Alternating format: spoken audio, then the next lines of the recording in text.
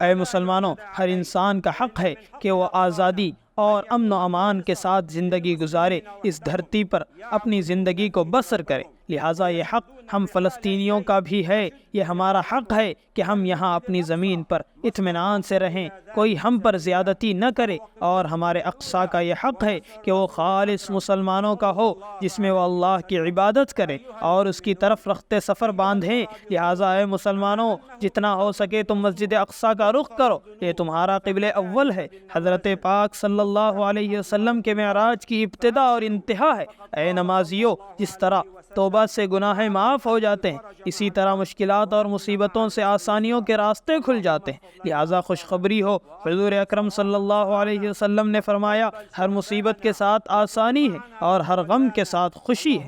اے اللہ، ہمارے اقصیٰ کی حفاظت فرمائیے، ہمارے قیدیوں کو رہائی نصیب فرما دیجیے۔ اے اللہ، ہمارے شہیدوں کو قبول فرما لیجیے، ہمارے زخمیوں کو شفایاب فرما دیجیے۔ اے اللہ، اسلام اور مسلمانوں کی مدد فرمائیے، کلمہ حق کو بلندی نصیب فرمائیے، اور ہمارے غزۃ العزہ کے بھائیوں، بہنوں اور بچوں پر جو مشکلات آئی ہوئی ہیں، ان کے لیے آسانیاں پیدا فرمائیے۔ اے اللہ، اس تنگی کے بعد ہمارے لیے وسعت پیدا فرمائیے۔ اے اللہ، اس مشکل گھڑی کو ختم کر کے امن و امان والی زندگی نصیب فرما دیجیے۔ اے اللہ، اسلام کے جھنڈے کو ابد و آباد کے لیے بلند و بالا فرما دیجیے۔ وآخر دعوانا ان الحمد للہ رب العالمین۔